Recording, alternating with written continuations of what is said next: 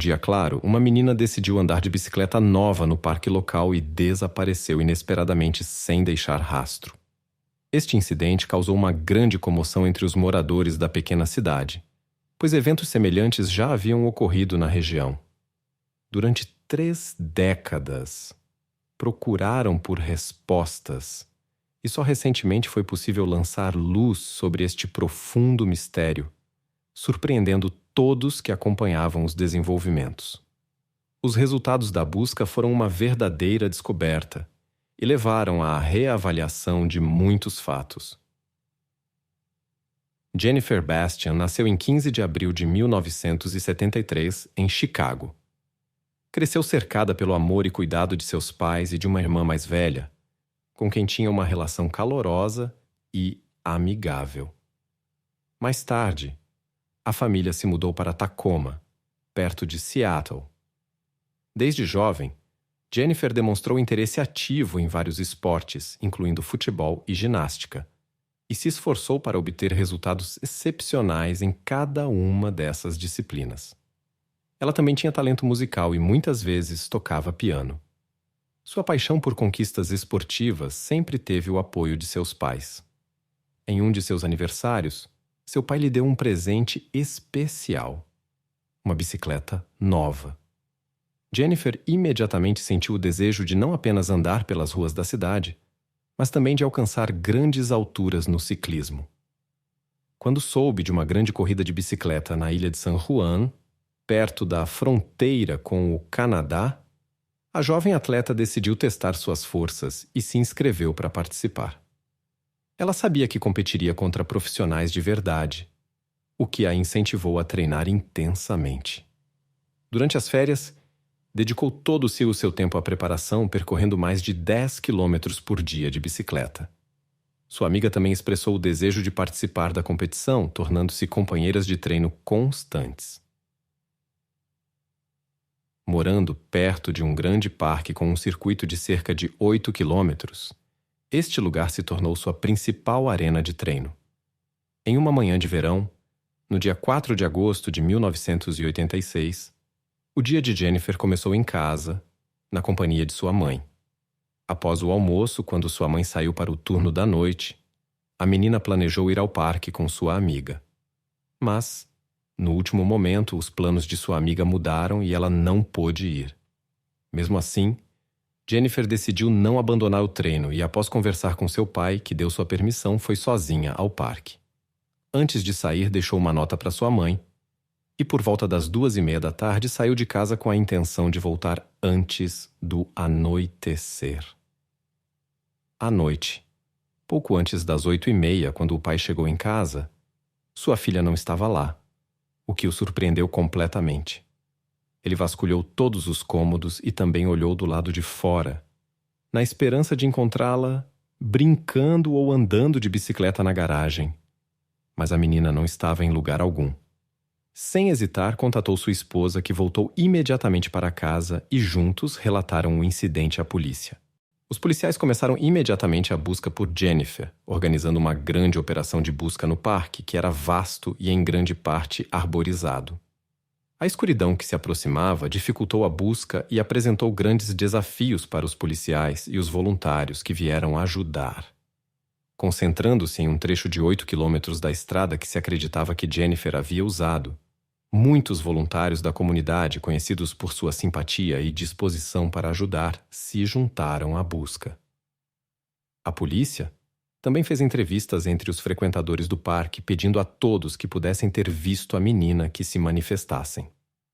Logo, os primeiros testemunhos surgiram. 3 jovens de sua escola a viram por volta das 2 da tarde andando pelo circuito. Eles também notaram um homem de bicicleta perto dela e forneceram uma descrição dele.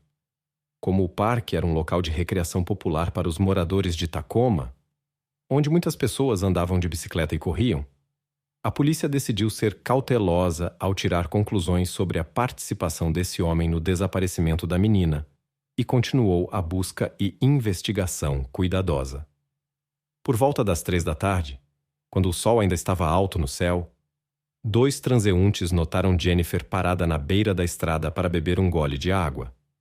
Eles conversaram brevemente, durante o qual a menina compartilhou suas esperanças de sucesso nas próximas competições de ciclismo.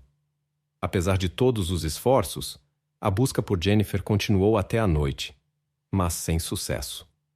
Por volta das 11 horas da noite, a polícia aconselhou a mãe de Jennifer a ficar em casa, caso sua filha voltasse sozinha.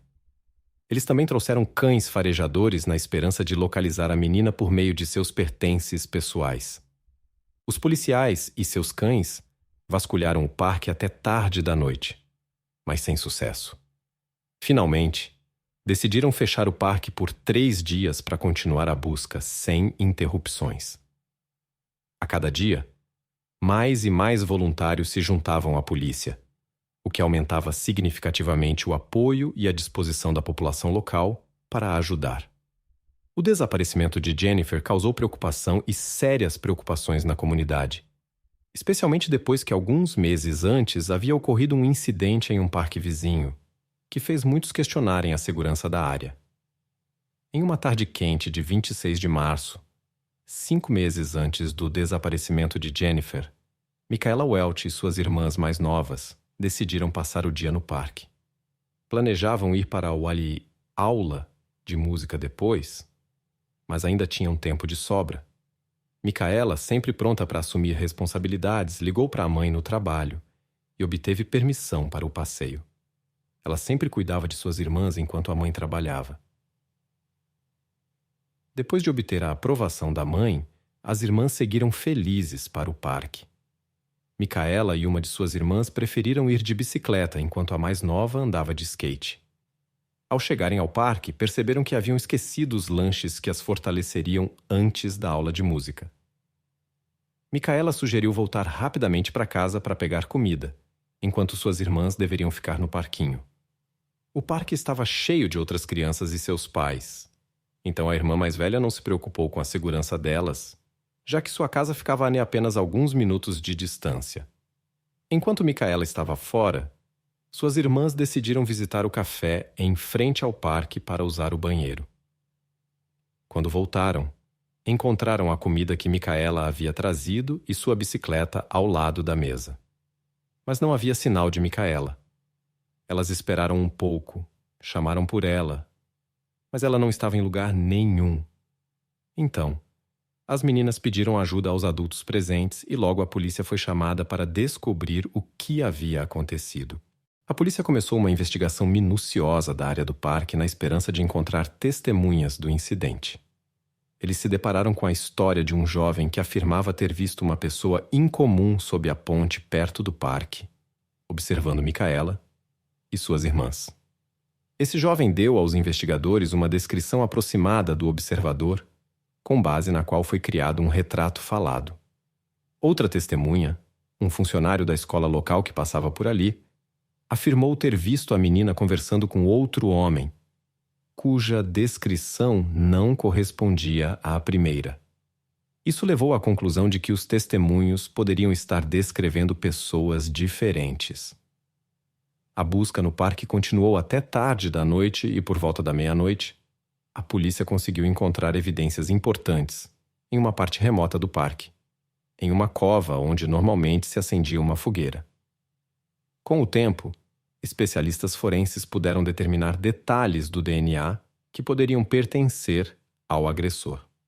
No entanto, como os eventos ocorreram em 1986, a tecnologia ainda não estava avançada a ponto de existir um banco de dados de DNA. Além disso, os especialistas nem sequer tinham a capacidade de analisar adequadamente a amostra de DNA encontrada, o que os obrigou a guardar a evidência para o futuro. Apesar de muitas pistas da população, nenhuma levou à resolução do caso. Algum tempo após o primeiro incidente, uma pessoa entrou em contato com os investigadores, alegando ter visto alguém muito parecido com a pessoa do retrato falado, mas já em um parque vizinho. Isso levou as autoridades a suspeitarem que o autor do crime poderia ter mudado sua área de atuação em busca de uma nova oportunidade. Logo após essa informação, foi divulgado que Jennifer havia desaparecido no mesmo parque onde o suspeito foi visto. Havia semelhanças notáveis entre os dois casos. As meninas eram parecidas em idade, estavam em parques com bicicletas, e esses parques ficavam a menos de 6 quilômetros um do outro. Os investigadores, junto com os familiares de Jennifer, não perderam a esperança de que poderia ser apenas uma coincidência infeliz e que a menina seria encontrada. Mas a cada dia, a crença em um final feliz diminuía. Os investigadores estavam quase certos de que o caso de Jennifer era semelhante ao de Micaela e continuaram procurando por ela no parque. Alguns dias depois, a mãe de Micaela visitou a casa dos pais de Jennifer para expressar seu apoio e solidariedade. Esse gesto foi interpretado de maneira diferente. A mãe de Jennifer se recusava a aceitar que algo ruim poderia ter acontecido à sua filha, e, portanto, não se via em uma situação semelhante à da mãe de Micaela. A família de Jennifer também buscou o apoio do público, e até mesmo sua irmã pediu a todos que pudessem que se envolvessem na busca por Jennifer. Esses apelos geraram uma onda de reações entre os cidadãos. Muitos queriam participar das buscas, enquanto outros forneciam qualquer informação que pudesse ajudar na investigação. Diante da situação preocupante na cidade, a preocupação dos cidadãos com o bem-estar de seus entes queridos aumentou significativamente. Antes, muitas pessoas não hesitavam em deixar seus familiares saírem sozinhos, pois a taxa de criminalidade era relativamente baixa. No entanto, os adultos agora restringiam os jovens, não permitindo que eles saíssem de casa sem supervisão, nem mesmo por um curto período. Cada movimento deles era constantemente monitorado para evitar qualquer possibilidade de estarem sozinhos na rua. Apesar dos esforços fervorosos de policiais e voluntários, a busca pela menina desaparecida não trouxe resultados nas semanas seguintes. 24 dias após o desaparecimento de Jennifer, sua mãe decidiu pintar as paredes de sua casa para se distrair da preocupação. Nesse exato momento, um investigador chegou com notícias que poderiam causar preocupação. No parque, não muito longe do habitual playground de Jennifer, foram encontrados objetos relacionados ao incidente. Eles foram descobertos por um transeunte que estava correndo pela manhã. Percebeu um cheiro incomum e imediatamente chamou a polícia. Os objetos estavam escondidos sob uma camada de galhos e folhas entre as árvores. Especialistas suspeitaram que o local havia sido preparado pelo autor com antecedência, pois isso exigiria muito tempo. A alguns metros de distância foi encontrada a bicicleta da menina, também cuidadosamente escondida com galhos. Segundo a avaliação da polícia, as circunstâncias do caso eram quase idênticas ao anterior, com a diferença de que desta vez não foram encontradas pistas que pudessem esclarecer a identidade do autor. Depois que Jennifer foi encontrada, os policiais estavam mais seguros de que estavam lidando com as ações de um único criminoso. Embora não houvesse provas concretas, e o valor das análises de DNA naquela época fosse mínimo, os investigadores fizeram todo o possível para encontrar essa pessoa, sabendo que ele poderia começar uma nova série de ações ilícitas a qualquer momento, e tentaram evitar possíveis incidentes. Eles decidiram revisar arquivos de casos semelhantes e logo se depararam com um caso. Em 1970, uma menina desapareceu e 3 meses depois foram encontrados objetos na área florestal relacionados ao seu desaparecimento. Uma investigação detalhada desse caso levou a David Fisher, um funcionário de uma loja de animais de 29 anos, que a menina frequentemente visitava devido ao seu amor por animais. Ele usou o interesse dela, falando sobre macacos que chegariam em breve, os quais ele deveria treinar. Fisher ofereceu à menina a oportunidade de ajudá-lo nessa tarefa, o que ela, sem saber, aceitou. Fisher agiu de forma desonesta e apagou suas pegadas na floresta. Após 3 anos de prisão, Fisher conseguiu ser transferido para uma instituição com condições mais brandas devido ao seu comportamento impecável. Um lugar mais parecido com uma fazenda, onde os residentes viviam sem restrições rígidas. Devido à ausência de supervisão rigorosa, Fisher decidiu deixar esse lugar, pois não havia barreiras. Desde seu desaparecimento, as autoridades não conseguiram determinar seu paradeiro. Diante dos recentes e desagradáveis incidentes com Michaela e Jennifer, o interesse por Fisher aumentou, pois as circunstâncias eram surpreendentemente semelhantes. Psicólogos que trabalharam com Fisher concordaram que ele poderia ter voltado ao seu comportamento anterior. Mas durante 16 anos, nenhuma pista dele foi encontrada, e os investigadores não conseguiram localizá-lo. Muitos acreditavam que Fisher havia deixado a área de Tacoma há muito tempo e não ousaria voltar para cometer mais crimes. As investigações desses 2 casos chegaram a um impasse. A polícia verificou milhares de possíveis pistas e muitas outras pessoas por seu envolvimento, mas sem sucesso. Anos depois, quando a análise de DNA se tornou uma prática comum, uma revisão das amostras nos bancos de dados foi realizada, mas nenhuma correspondência foi encontrada. Até o ano de 2011, não havia um departamento especializado em casos não resolvidos na polícia de Tacoma. Com a criação de tal departamento, um investigador experiente foi encarregado de montar uma equipe. Durante o processo de seleção, ele notou Lindsay Wade, que havia se destacado ao longo dos anos. Ela foi convidada a se juntar à equipe de resolução de casos não resolvidos e aceitou sem hesitação.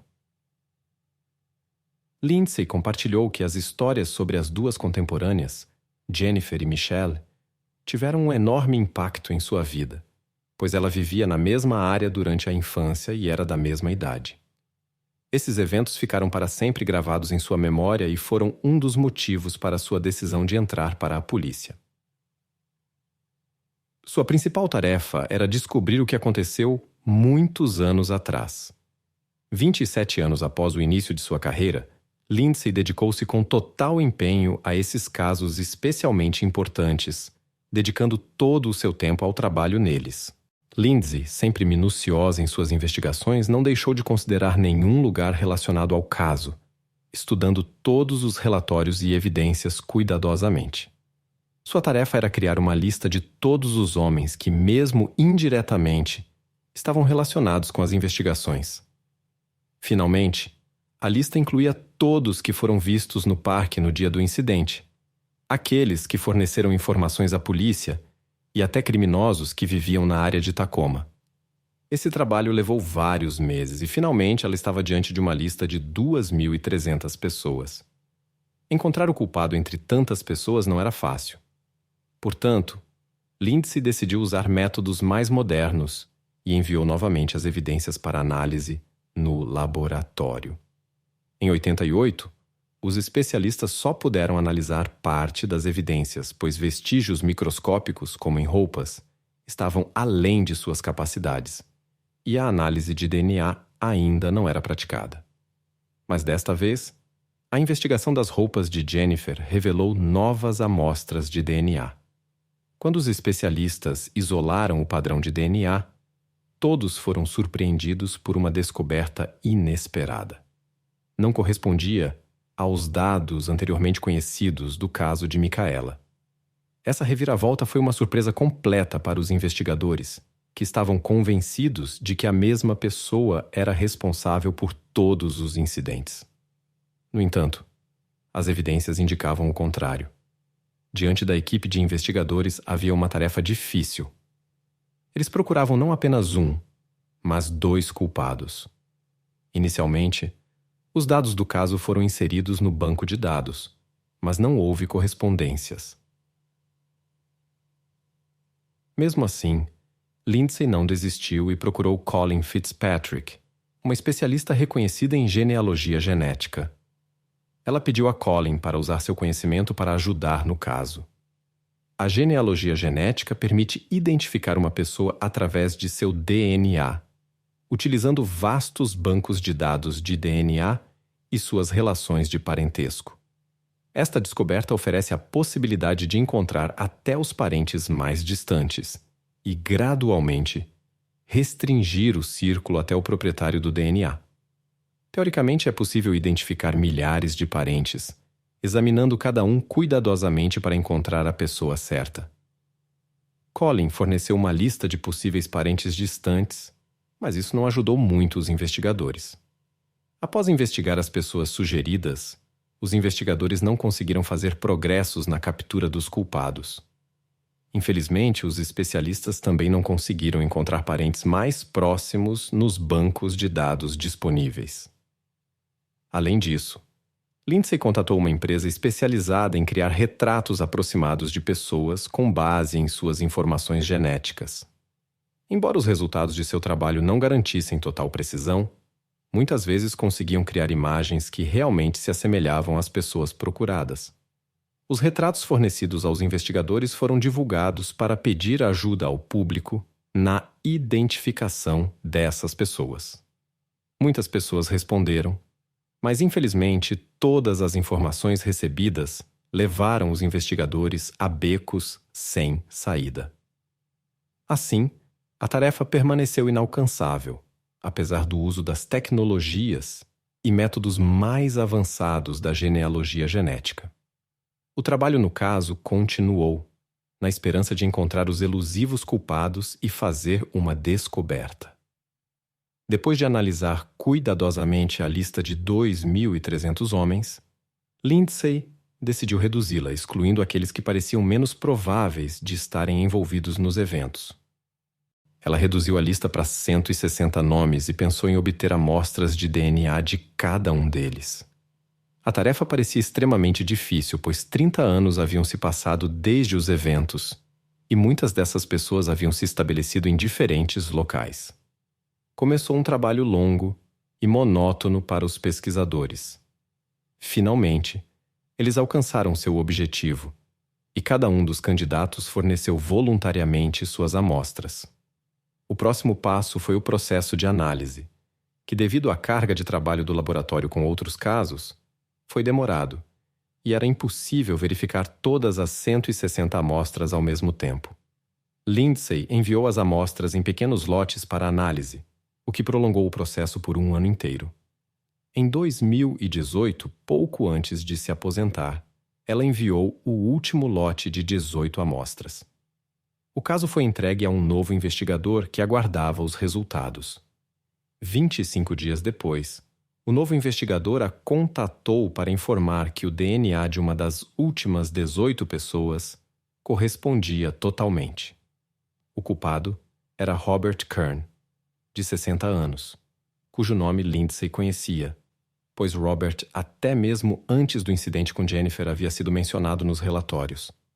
Ele havia informado a polícia sobre uma pessoa no parque que se assemelhava à pessoa de um retrato falado no caso de Micaela, 2 meses antes dos eventos com Jennifer, e exatamente nesse parque ocorreu um incidente desagradável mais tarde.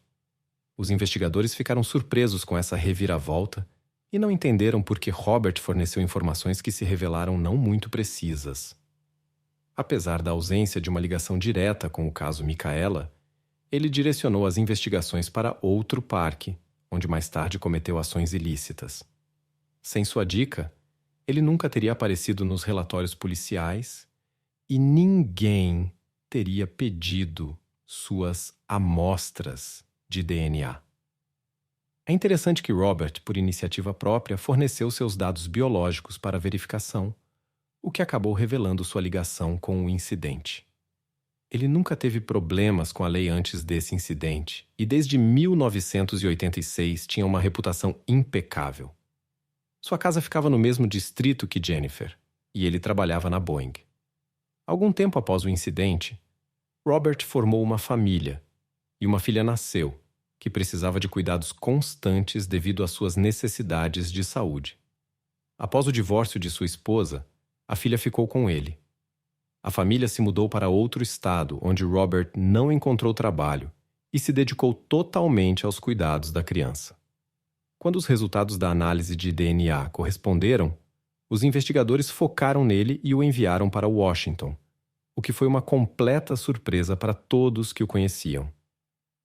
Robert sempre foi visto como um pai exemplar, que dedicava todo o seu tempo à filha. Mesmo sua ex-esposa notou que ele nunca apresentou comportamento incomum e sempre foi extremamente calmo. No entanto, seu comportamento mudou significativamente durante o interrogatório. Ele ficou nervoso. Quando não lhe foi explicado por que estava sendo preso, ele perguntou: "É por causa da análise que submeti há 1 ano? Eu não tenho nada assim a ver com você, ainda coincidente." Essa declaração foi vista pelos investigadores como uma indicação indireta de seu envolvimento, embora as provas pela correspondência do DNA com as amostras encontradas nas roupas de Jennifer já fossem esmagadoras. Para Robert, foi extremamente difícil encontrar uma defesa durante o julgamento. Mas sua reação de se declarar inocente antes mesmo da acusação ser anunciada foi notável. Apesar de todos os seus esforços para provar o contrário, Robert acabou aceitando a oferta de cooperação com as autoridades e admitiu ter participado do incidente. Ele disse que estava no mesmo caminho na época do incidente.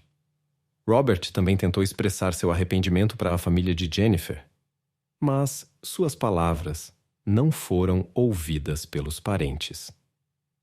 Como resultado do acordo em janeiro de 2019, ele foi condenado a 26 anos e 6 meses de prisão, com a possibilidade de libertação antecipada após 20 anos. Dada a idade de Robert, a probabilidade de ele retornar a uma vida normal parecia baixa. No entanto, isso não significava o fim do trabalho para os investigadores. Por mais de 3 décadas, eles estavam convencidos de que a mesma pessoa estava por trás dos casos de Micaela e Jennifer. Apesar das novas circunstâncias, estavam determinados a continuar sua busca pela verdade no caso Micaela, pois essas histórias estavam interligadas para eles e representavam um interesse comum. Em 2018, os pesquisadores entraram em contato novamente com uma empresa especializada em análises de DNA, desta vez pedindo para usar a genealogia genética para encontrar o proprietário de uma amostra de DNA. A tecnologia havia evoluído significativamente ao longo dos anos, e após meses de intensa busca por parentes, os especialistas conseguiram restringir a busca a uma família com 2 irmãos. Na época do incidente, ambos os irmãos moravam na mesma casa. A tarefa dos investigadores era obter amostras de DNA de ambos os homens. Para isso, monitoraram cada um deles. O primeiro tinha 66 anos, Gary Hartman. A vigilância revelou que ele visitou um hospital onde trabalhava como enfermeiro e depois foi almoçar com colegas em um café. Durante o almoço, ele usou um guardanapo que os investigadores imediatamente pegaram após sua saída.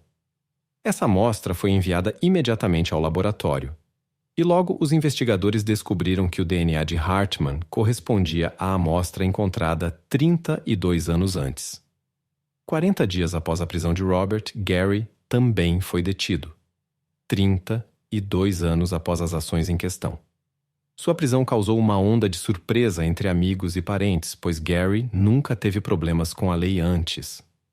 Ele levava uma vida tranquila com sua terceira esposa e era conhecido como uma pessoa respeitada. Apesar das acusações, Gary se recusou a admitir sua participação e seu caso foi levado ao tribunal. O julgamento começou em 2022 e, graças às provas baseadas na análise de DNA, um veredicto de culpa foi rapidamente estabelecido.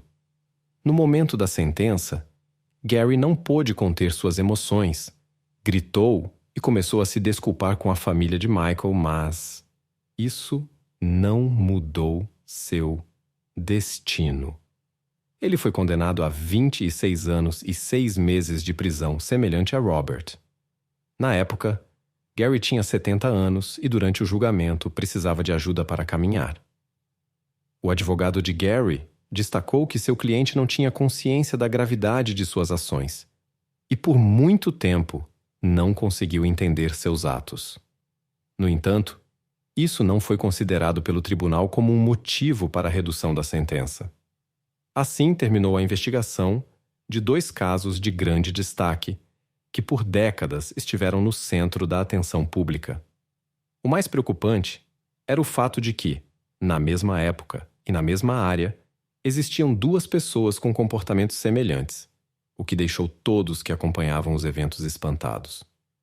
Finalmente, ambos foram responsabilizados, restaurando a fé na justiça.